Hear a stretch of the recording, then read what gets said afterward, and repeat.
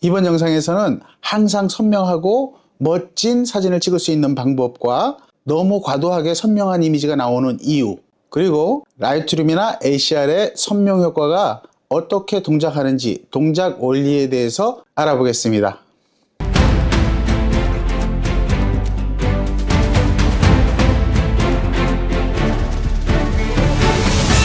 안녕하세요. 타이거 서포트 아카데미의 서명호입니다. 날씨가 갑자기 많이 추워졌네요. 여러분들 건강에 유의하시고 감기 걸리지 않도록 조심하시기 바랍니다.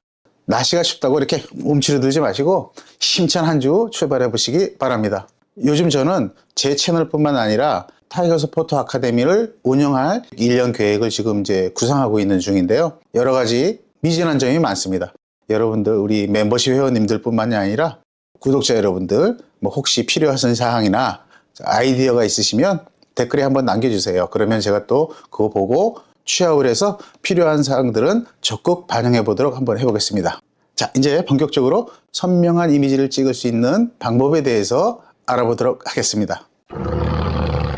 먼저 사진이 흐릿하게 나오는 이유 7가지에 대해서 살펴보고 몇 가지 예시를 통해서 왜 사진이 너무 과하게 선명한 이미지가 나오는지에 대한 이유도 좀 알아볼 거고요. 라이트룸이나 ACR에 있는 선명 효과가 어떤 원리로 동작하는지에 대해서도 차근차근 알아보도록 하겠습니다. 그럼 가장 기본적인 것부터 한번 시작해 볼까요? 사진이 흐릿하게 나오는 그 주요 요인 첫 번째는 카메라의 흔들림입니다. 카메라를 이제 손으로 우리가 들고 찍을 때 안정적으로 고정하는 게 중요하죠. 흔들리게 되면 당연히 선명한 사진을 찍을 수가 없죠. 그래서 저는 손으로 들고 사진을 찍을 때 두 팔을 가능하면 몸에 밀착을 시키고, 그 다음에 보통은 이제 우리가 이렇게 액정을 통해서 사진 촬영하시는 분들도 많은데 저는 이것보다는 손으로 들고 찍을 때는 이렇게 뷰파인더를 주로 이용합니다. 그렇게 되면 카메라가 두 팔에 의해서 몸에 견착이 되고 또 내 얼굴에 바디가 닿음으로 인해서 훨씬 더 안정된 사진을 찍을 수 있기 때문이죠. 요즘 바디들이 좋아져서 손떨림 방지 기능이 굉장히들 좋아졌어요. 물론 효과도 있고요. 그렇지만 저는 이 손떨림 방지를 너무 이렇게 과신하거나 너무 그렇게 크게 믿는 편은 아닙니다. 손떨림 방지가 없다 이렇게 생각하고 촬영하는 편입니다. 근데 여러분들에게 제가 추천드리고 싶은 방법은 일단 다양한 환경에서 다양한 렌즈를 사용해 보시라는 겁니다. 그러면 왜 200mm 같은 망원 렌즈는 셔터 스피드를 빠르게 해야 되는지, 1635와 같은 관광 렌즈에서는 셔터 스피드를 살짝 느리게 해도 왜 선명한 사진을 찍을 수 있게 되는지, 그런 것들을 여러분들이 체험할 수 있을 겁니다. 그리고 손으로 이제 카메라를 들고 사진을 찍을 때는 사람마다 다 상황이 다르다는 거죠. 어떤 사람은 손떨림 방지 기능도 이용해서 4초를 찍어도 흔들림 없는 사진을 찍는다는 사람도 있고, 어떤 사람은 나는 안 돼 이런 사람인데, 그거는 그분들의 상황이죠. 사람마다 다 다릅니다. 그래서 다양한 환경에서 다양한 렌즈들을 장착해 보면서 나는 과연 어떠한 상황에서 어떠한 렌즈를 썼을 때 선명한 사진을 유지할 수 있는지를 알고 계시라는 겁니다. 내가 손으로 들고 찍었을 때 어떠한 정도의 셔터 스피드를 견딜 수 있는지를 알아보시는 걸 추천드립니다. 그 다음에 두 번째로는 삼각대를 활용하랍니다. 삼각대를 구입하실 때는 튼튼하고 견고한 삼각대를 구입하시라는 겁니다. 가벼우면서 튼튼한 삼각대는 없습니다. 물론 튼튼한 삼각대가 휴대하고 갖고 다니기가 되게 불편하죠. 무거우니까. 그런데 어떠한 경우에도 안전한 사진을 찍고 싶다. 특히 바람이 강할 때, 그럴 때도 내가 견고하게 선명한 사진을 찍고 싶다 라고 하신다면 꼭 견고한 삼각대를 준비하시기를 추천드립니다. 삼각대를 설치하셨다면 이렇게 L 플레이트를 설치하는 것을 추천드립니다. 그냥 이렇게 놓고 세로로 찍을 때 볼에도 놓고 이렇게 제끼시는 분들이 있죠. 이렇게 제끼시면 삼각대의 무게 중심이 의외로 무겁거든요. 그럼 한쪽으로 쏠리게 돼서 불안해집니다. 그러니까 L 플레이트 같은 경우는 이렇게 했다가 이렇게 하니까 삼각대가 무게 중심이 흔들리질 않죠. 그래서 L 플레이트 사용하는 것도 추천드리고요. 현장에 도착해서 삼각대를 설치하는데 상황이 허락만 한다면 가장 안전한, 가장 견고한 그 환경을 선택하시라. 이제 그렇게 말씀드리고요. 그 다음에 우리가 삼각대를 만약에 또 현장에서 안전하게 설치를 했다. 그러면 셔터 버튼을 이용하지 말라는 겁니다. 이 셔터 버튼을 누르시게 되면 누르는 동안에 진동이 발생하죠. 그래서 셔터 버튼을 이용하지 말라. 두 번째로는 내가 릴리즈나 다른 걸 사용할 수 없을 경우, 반드시 셔터 버튼을 눌러야만 하는 경우, 그렇다면 2초나 5초나 10초 이렇게 지연 시간을 설정하고 사진을 촬영하시는 겁니다. 광각 렌즈를 쓰실 때는 2초, 뭐 5초 이렇게 놔도 충분히 되는데 망원을 찍거나 아니면 굉장히 초점거리가 가까운 걸 찍을 때 이럴 때는 훨씬 더 진동에 민감해집니다. 그럴 경우에는 셔터 지연 시간을 5초, 10초 이렇게 길게 늘리시는 것을 권장드립니다.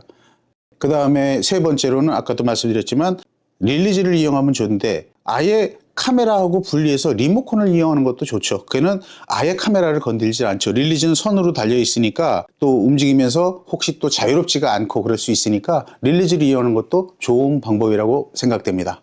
선명한 사진을 찍기 위한 세 번째, 렌즈 서포트 레일을 사용하라입니다. 우리가 망원 렌즈를 사용할 경우인데요. 예전에 우리가 저하소 바디를 사용할 때는 200mm, 뭐 70-200에 200mm 정도 세팅하고 삼각대 올려놓고 야경, 장노출 이렇게 찍어도 선명도에 별다른 문제가 없었어요. 그런데 최근에 우리가 사용하는 이제 고화소 바디로 넘어오게 되다 보니까 200mm 정도만 돼도 장노출이나 뭐 야경 이렇게 찍을 때 흔들림이 발생하는 일이 종종 있습니다. 그래서 아예 렌즈와 바디를 하나로 통으로 묶어줄 수 있는 렌즈 서포트 레일, 정확하게 얘기하면 망원 렌즈 서포트 레일이라고 하는데요. 망원 렌즈 서포트 레일을 사용하시라는 겁니다. 그러면 훨씬 더 안정적인 사진을 찍으실 수 있습니다. 또 하나 이제 장망원 렌즈를 사용하실 때 500mm, 600mm, 800mm 이런 장망원 렌즈를 사용하실 때는 렌즈 서포트 레일을 이용해서 삼각대에 올려놓더라도 달 촬영이나 뭐 이런 거 촬영해 보신 분들은 아실 겁니다. 렌즈 서포트 레일을 망원 렌즈 올리고 그리고 삼각대에 딱 고정했어요. 그래도 미세한 흔들림이 발생할 수 있습니다. 그럴 때는 우리가 보통 삼각대 위에 카메라를 장착시키면 손떨림 방지 기능을 끄라고 그러잖아요. 네, 끄는 게 맞습니다. 대신 500mm, 600mm, 800mm 이렇게 장망원 렌즈를 사용하실 때는 그 미세한 흔들림을 없애기 위해서 때로는 손떨림 방지 기능을 온 시키는 것도 좋은 방법이 될 수 있습니다. 이게 또 다른 팁입니다.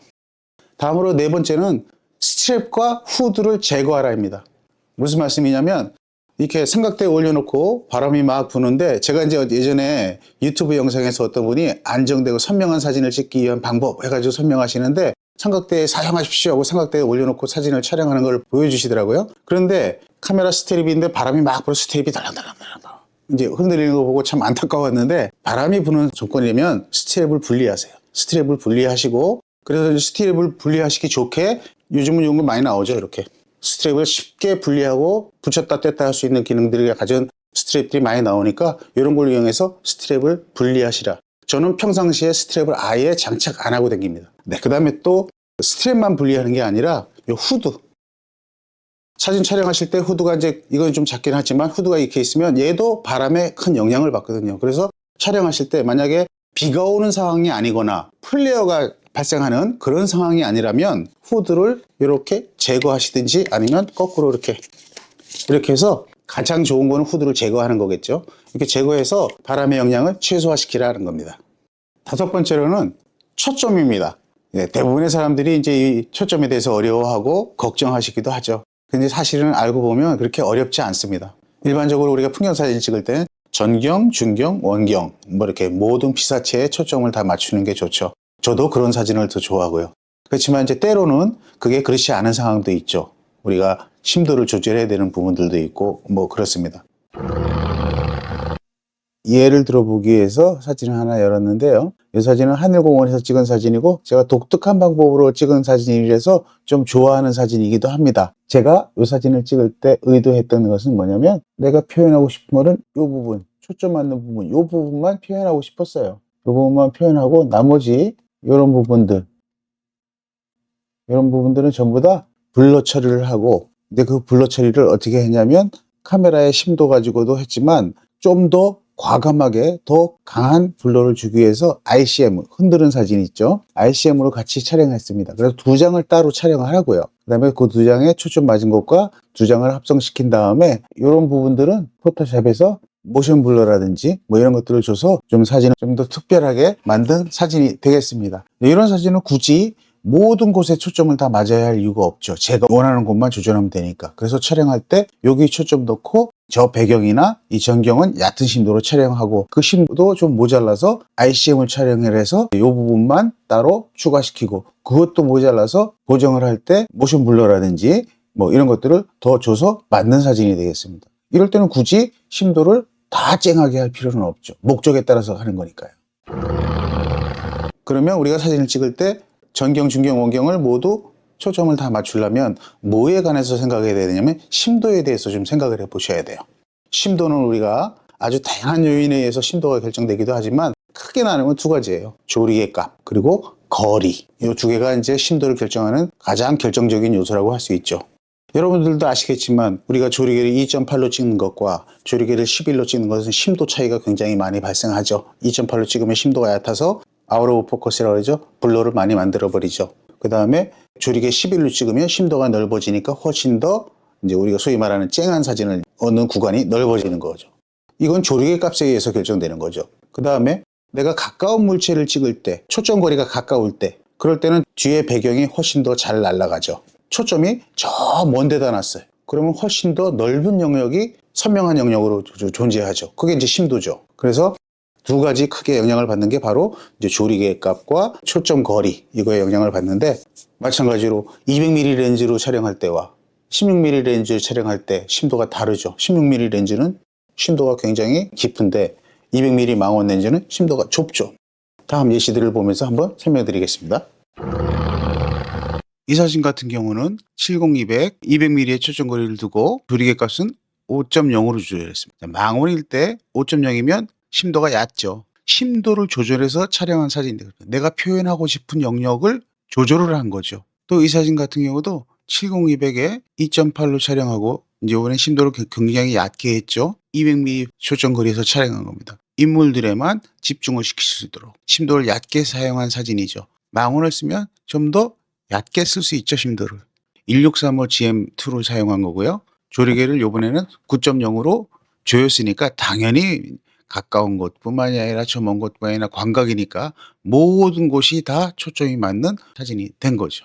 네, 이 사진 같은 경우도 이 전경이 굉장히 가까워요. 카메라하고 30cm도 안 되는 그런 정도에 바짝 붙은 상태고요. 그러면 당연히 광각을 썼더라도 제가 요거를 35mm 1.4 렌즈를 쓴 건데요. 블러가 나죠. 여기도 초점이 맞아야 되니까, 원경도 초점이 맞아야 되니까. 그런데 이럴 경우에는 제 사다리 타고 올라가서 전경과 중경과 원경을 다 담으면서 포커스 스태킹을 찍어서 전체가 다 초점이 맞는 그런 사진을 만들었던 사진입니다. 그러니까 용도에 따라서 내가 어떤 심도를 조절할 건가에 따라서 어떤 렌즈를 사용해서 조리개를 얼마로 세팅하고 전체를 다 초점을 맞출 건가, 아니면 일부만 맞출 건가, 초점이 다 맞는 경우가 나오지 않는다면 포커스 스태킹을 이용한다든가, 이런 것들을 이용하면 훨씬 더 좋은 사진을 만들 수 있게 되는 거죠.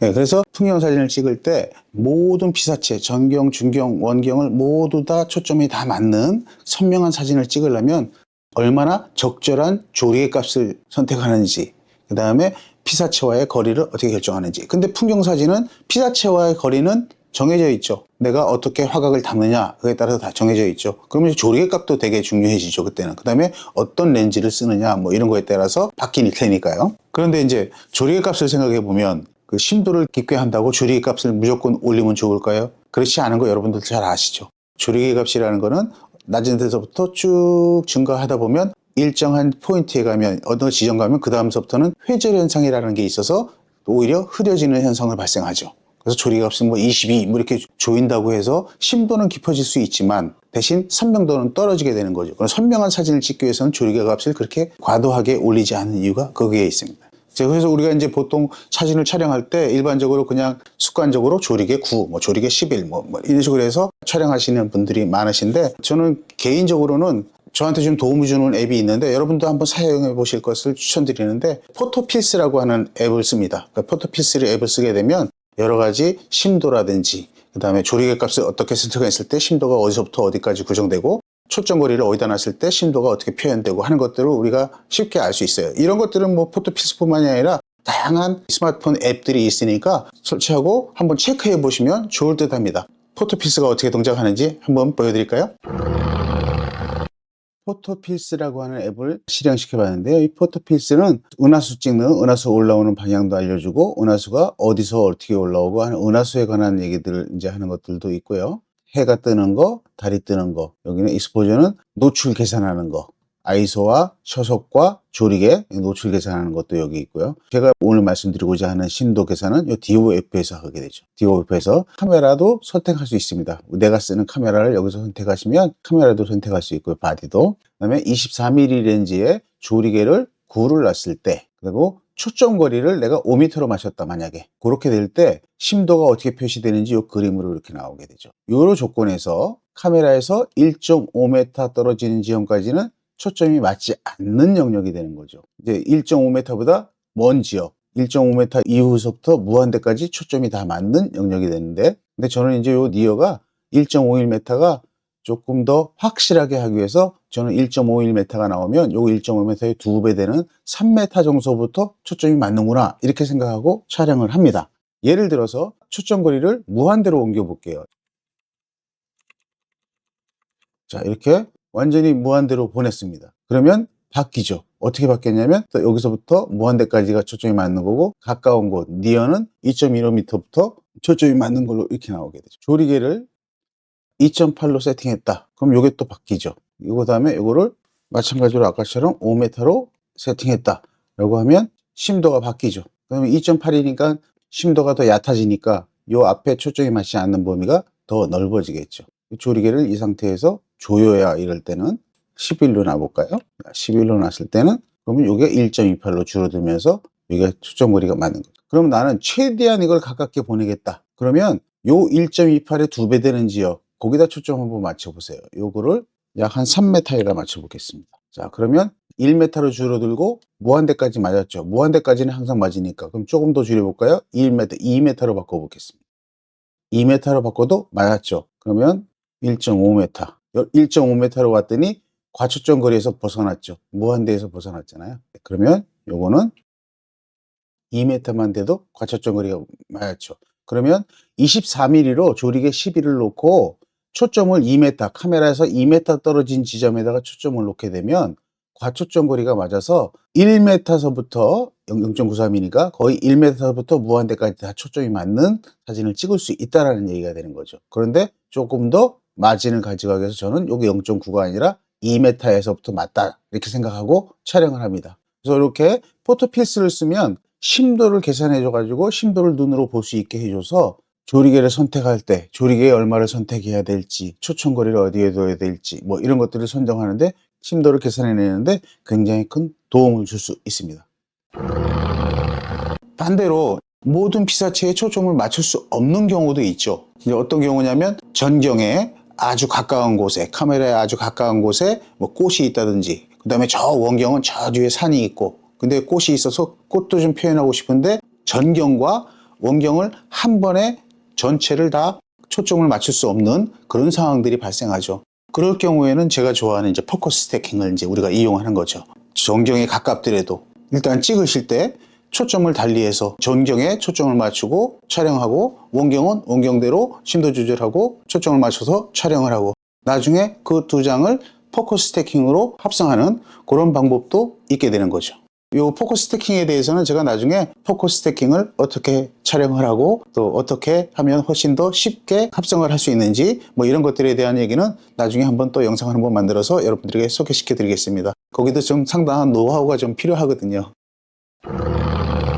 선명한 사진을 찍기 위한 6번째 팁은 렌즈에 대해서 잘 아는 것이 중요하다입니다. 내가 사용하는 렌즈의 특성이 어떤지를 알고 촬영하시라는 겁니다. 예를 들자면 제가 현재 사용하고 있는 2470GM2 렌즈의 특성을 좀 한번 알아보면 조리개 값이 4에서부터 한 13? 그 정도가 제가 허용하는, 이 정도면 됐어 라고 허용하는 선명도를 유지하는 구간입니다. 그 이상 넘어가면 회절 현상이 생기고요. 그 이전에는 컨트라스트가 살짝 낮아져서, 그래서 보통은 제가 이제 2470GM2를 사용할 때는 조리개 값을 4 이상에서 4에서 한 13 정도 그 대역을 제일 많이 쓰는데, 그것뿐만이 아니라 2470은 줌 렌즈죠. 24mm에서의 특성과 70mm에서의 특성이 다르다는 겁니다. 모든 렌즈, 모든 줌 렌즈들은 양쪽을 다 똑같이 만들 수는 없어요. 전 구간을 다 똑같은 데이터로 만들 수는 없거든요. 그래서 이제 보통 이제 어떤 렌즈들은 광각 쪽에 더 포커싱을 하는 렌즈가 있고, 어떤 렌즈들은 망원 쪽에 더 포커싱을 해서 특성을 더 좋게 하는 경우도 있고, 뭐 여러 가지 상태가 다릅니다. 그래서 24mm 구간, 70mm 구간, 뭐 이게 구간별로 나눠서 내가 허용하는 선명한 사진을 찍을 수 있는 조리개 값의 수치, 뭐 이런 것들을 체크해 놓고 알고 있으면 좋다라는 거죠. 근데 이상하게도 이 회질 현상이 나오는 이런 특성 데이터들은 렌즈 회사들이 발표를 하지는 않아요. 그래서 내가 직접 테스트 해보는 게 중요하다. 뭐 그렇게 생각하고요. 그래서 적어도 내가 사용하는 렌즈들만큼은 어느 구간에서 어떤 정도의 조리개를 사용했을 때 더 선명한 사진을 얻을 수 있는지 점검해 보시기를 바랍니다. 그 다음에 7번째는 렌즈를 깨끗하게 유지하는 겁니다. 렌즈에 습기가 차거나 또는 기름때가 묻거나 뭐 기름이 묻어 있거나 뭐 이렇게 되거나 아니면 먼지들이 있거나 이렇게 되면 이제 우리가 사진을 촬영할 때 빛이 들어오면서 산란 현상을 발생시켜요. 그래서 선명한 사진을 얻을 수가 없는 경우도 발생합니다. 부분적으로 선명하지 않은 것들이 발생할 수도 있고요. 그래서 렌즈는 항상 청결하게 깨끗하게 유지하라. 이게 이제 마지막으로 드리는 팁입니다. 그래서 습관적으로 촬영을 다녀오시면 렌즈를 청소하고 청결하게 유지하고 깨끗하게 유지하는 그런 습관을 들이시는 게 좋다고 저는 생각합니다.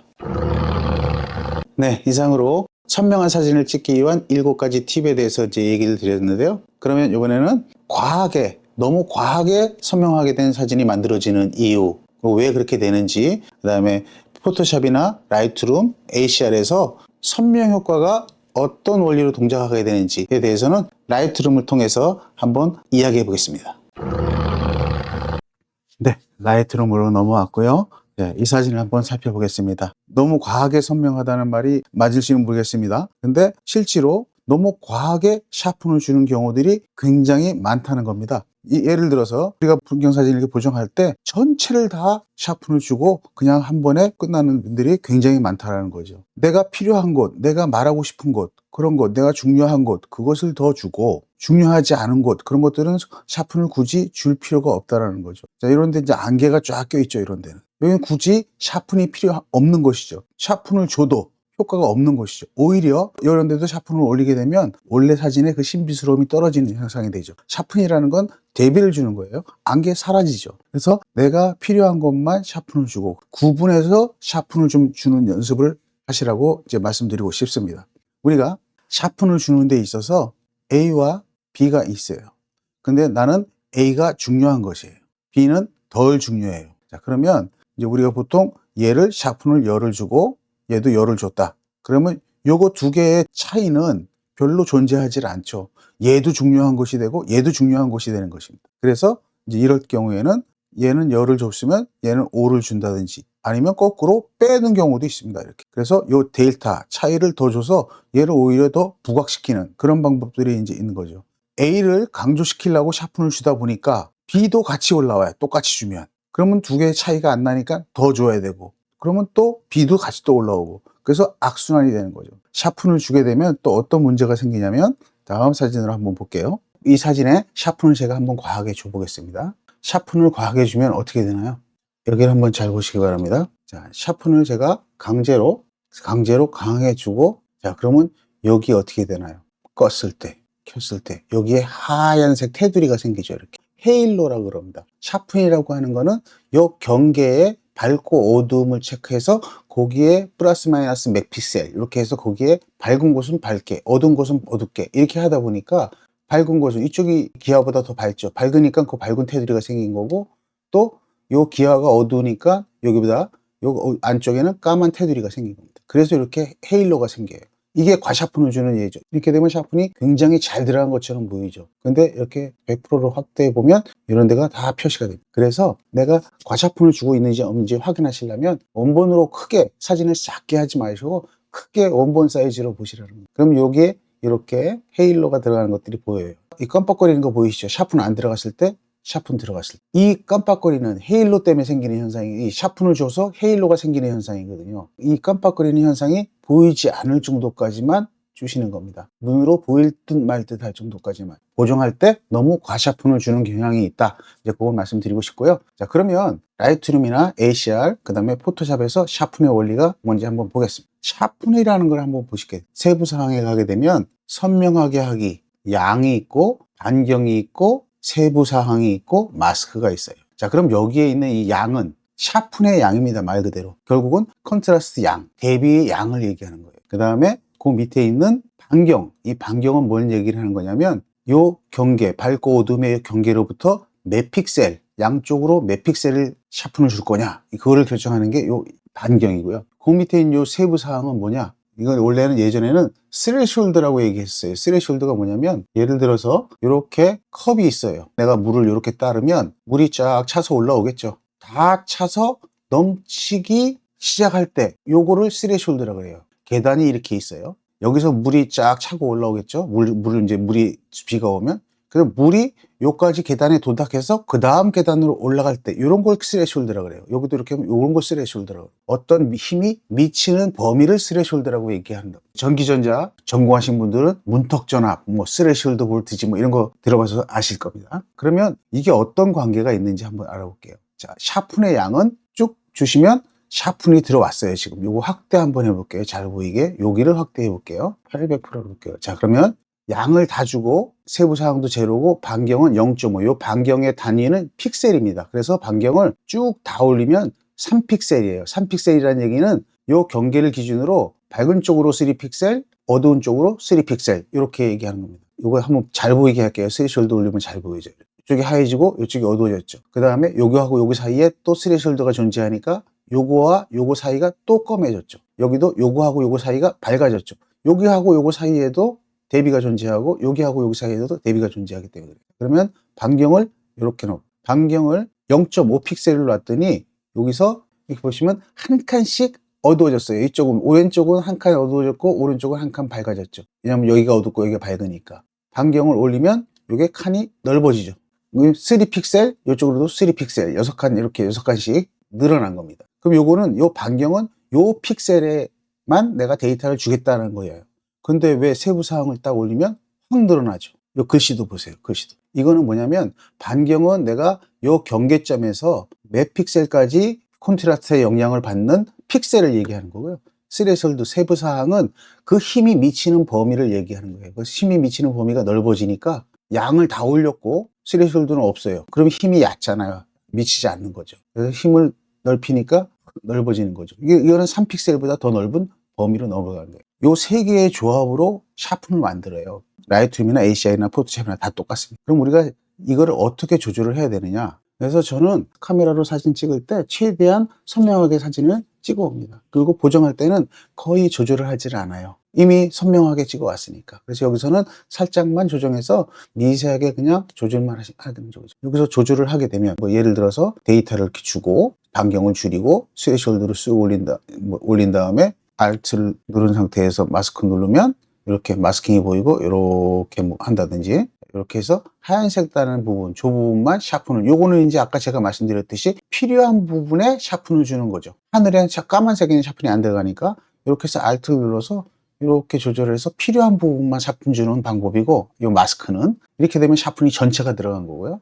조절하면 필요한 곳에만 샤픈이 들어가는 것이 되는 거고요. 이거는 이 마스크는 그런 얘기고, 요 반경이라든지 가능하면 반경은 넓게 쓰지 말고 좀 적게 쓰시고, 그다음에 스레숄드가 너무 크게 가면 오버돼서 들어가는 경향이 있기 때문에 그 다음에 양도 적절히 조절하고 이렇게 조절해서 100%로 놓고 이 상태에서 껐다 켰다 했을 때 이게 깜빡거리면 살짝 깜빡거리죠. 지금 깜빡거린다는 얘기는 헤일로가 생긴다는 얘기였잖아요 아까. 그러면 그 깜빡거림을 줄이기 위해서 양보다는 이 스레숄드를 살짝 조정하세요. 스레숄드를 살짝 조정해서 깜빡거리지 않는 정도, 아주 미세하게 내 눈에 보일 듯 말 듯 할 정도까지 하시고 멈추시라는 거예요.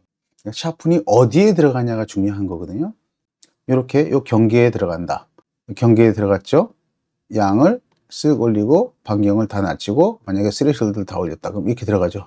이게 샤픈이에요. 이게.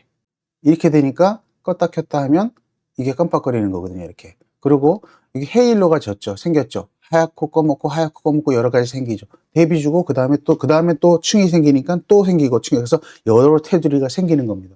그래서 요 세부 사항을 이렇게 좀 조절하시고 양도 좀 조절하시고 그 다음에 마스크를 눌러서 Alt를 누르고 이렇게 누르고 쭉 올리시면, 자, 이거 보시면 이렇게는 다 들어갔지만 마스크를 올리면 저 양이 경계가 줄어들죠. 이렇게 밝은 거 없어지죠. 이렇게 이런 식으로 해서 양을 조절하시고 자, 그러면 디테일한 게 들어갔지만 훨씬 더 적은 양으로 들어가죠. 항상 그 라이트룸에서 아니면 포토샵에서 샤픈을 주실 때는 불필요한 부분은 주지 마라. 필요한 부분만 줘라. 그리고 분리해서 줘라. 그 다음에 너무 강하게 주지 말라. 사진의 샤프는, 사진의 선명도는 촬영할 때 카메라에서 결정되는 것이지 포토샵에서 결정되는 건 아니다. 포토샵도 일부 선명도로 올릴 수는 있지만 데이터를 가공해서 올리는 거기 때문에 너무 과하게 주면 망가진다. 이제 이런 얘기를 좀 드리고 싶습니다. 최종적으로 제가 드리고 싶은 조언은 카메라에서 최대한 선명한 이미지를 얻는데 집중하라. 그 다음에 후에 라이트룸이나 포토샵이나 뭐 HDR에서 보정하는 거를 너무 과하게 하지 말라. 그리고 거기서 보정하려고 애쓰지 말라. 그래서 이상으로 너무 과하게 선명한 이미지를 만드는 거, 샤픈의 원리가 어떻게 동작하는지 그거에 대해서 알아봤습니다. 네, 이상으로 항상 선명한 사진을 찍기 위한 주의할 사항들 7가지에 대해서 알아봤고요. 그 다음에 라이트룸에서 왜 과도하게 선명하게 되는지, 라이트룸이나 HDR이나 포토샵에서 선명 효과가 어떤 원리로 동작하는지에 대해서 좀 알아봤습니다. 제가 말씀드린 거 이렇게 보셨지만 다 아는 내용들이고 그렇게 어려운 내용들이 아니니까 잘 기억하셨다가 현장에서 유용하게 한번 활용해 보시기를 바랍니다. 그래서 훨씬 더 선명하고 훨씬 멋진 사진을 찍으실 수 있기를 바랍니다. 오늘도 영상 시청해 주셔서 감사합니다. 안녕히 계세요.